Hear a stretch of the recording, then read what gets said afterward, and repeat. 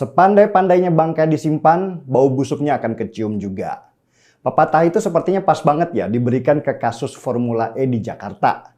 Anies Baswedan selaku Gubernur DKI Jakarta menyimpan kasus ini rapat-rapat, bahkan dia tidak mau memenuhi hak interpelasi atau hak bertanya DPRD DKI yang dimotori oleh PDI Perjuangan dan Partai Solidaritas Indonesia. Formula E ini benar-benar tidak dirancang dengan benar. Padahal anggarannya bisa sampai triliunan rupiah. Bahkan lokasi di mana Formula E bakalan digelar juga belum dapat.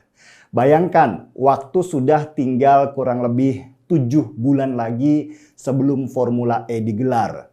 Di mana tempatnya? Siapa sponsor utamanya? Bagaimana studi kelayakannya? Sampai sekarang nggak ada jawaban. Padahal ratusan miliar rupiah sudah keluar dari kantong Pemprov DKI Jakarta. Itu uang rakyat, jadi wajar rakyat juga bertanya. Dan berita terbaru, KPK juga sudah masuk untuk menyelidiki kasus ini. Beruntunglah Novel Baswedan sudah tidak ada di sana. Jadi KPK lebih leluasa untuk menyelidiki apakah ada potensi korupsi di DKI untuk Formula E. Benar aja. Belum apa-apa anak buah Anies Baswedan sudah pada ketakutan. Buru-buru mereka mengklarifikasi apa yang sudah mereka lakukan. Awalnya Pemprov DKI bilang kalau uang komitmen fee yang harus dibayarkan ke panitia Formula E adalah sebesar 560 miliar rupiah untuk sekali penyelenggaraan balapan.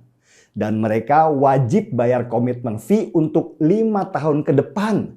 Jadi hitungannya 560 miliar rupiah dikalikan 5 tahun. Sama dengan 2,5 triliun rupiah lebih. Gila, gede banget komitmen fee untuk balapan yang belum terkenal di dunia internasional. Dan menurut Pemprov DKI, mereka sudah bayar 560 miliar rupiah untuk tahun pertama aja. Sisanya, mereka minta duit lagi ke DPRD DKI untuk 4 tahun berikutnya, yaitu 560 miliar rupiah dikali 4 tahun. Jadi kurangnya 2 triliun rupiah lebih.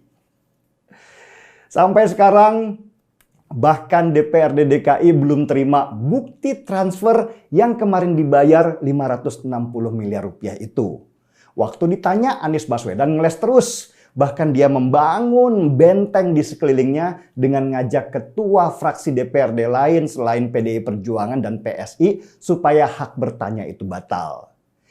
Sesudah Badan Pemeriksa Keuangan masuk dan memeriksa bukti-bukti, mendadak Pemprov DKI bilang, kami sudah negosiasi alot selama 2 malam supaya komitmen fee diturunkan. Dan kami berhasil nego kalau uang komitmen yang 560 miliar rupiah itu untuk 3 tahun penyelenggaraan.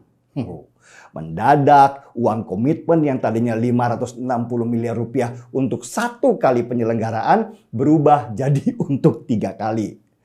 Berarti kemarin itu ada potensi korupsi sebesar 1 triliun rupiah dong. Berubah-ubahnya pernyataan Pemprov DKI inilah yang bikin bau busuk Formula E semakin lama makin tajam di hidung. KPK pun masuk mau memeriksa ada apa sih sebenarnya kok rakyat ribut banget masalah Formula E ini. Sudah beberapa orang dari Dispora DKI Jakarta yang dipanggil oleh KPK. Bahkan Kadisporanya juga sudah dipanggil. Anies Baswedan sendiri setiap ditanya wartawan tentang Formula E mendadak nggak bisa lagi mengolah kata-kata alias bungkam. Biasanya sih dia cerewet banget dengan kata-kata yang bikin pusing orang karena bulet nggak karu-karuan. Kita juga bukan orang goblok kok. Tahu kalau ada sesuatu di balik Formula E itu. Bahkan dari PSI membeberkan fakta bahwa uang 560 miliar rupiah untuk bayar komitmen fee itu sudah mahal banget.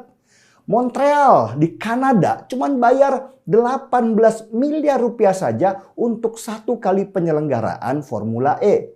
Bahkan di Roma, Italia, gratis bayar komitmen fee sampai tahun 2025. Kok bisa-bisanya ya Jakarta harus bayar komitmen fee sampai 560 miliar rupiah lebih untuk sekali penyelenggaraan? Udah gitu minta duitnya untuk 5 kali penyelenggaraan lagi. Jadi totalnya bisa 2,5 triliun rupiah lebih. Ada apa sih ini?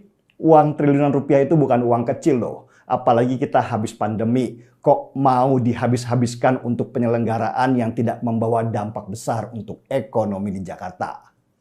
Jawabannya cuma 2 saja. Pertama, jelas ada niatan korupsi dari Pemprov DKI Jakarta. Dari keterangan yang berubah-ubah masalah biaya komitmen fee, juga belum ada bukti transfer yang sudah dibayarkan sebesar 560 miliar rupiah. Ini bisa jadi celah KPK untuk masuk lebih dalam lagi dan melihat siapa-siapa saja yang dapat bagian. Yang kedua, ada mismanagement di Pemprov DKI Jakarta. Mereka nggak tahu bagaimana mengelola event internasional sehingga gagap dan terkesan terburu-buru. Apalagi Anies Baswedan harus turun dari jabatan bulan Oktober tahun 2022. Oke, menurut kalian yang mana nih yang benar? Itu korupsi atau mismanagement? Kita tunggu jawabannya sambil seruput kopi. Kopi seruput, cita rasa original kopi Indonesia. Mari seruput.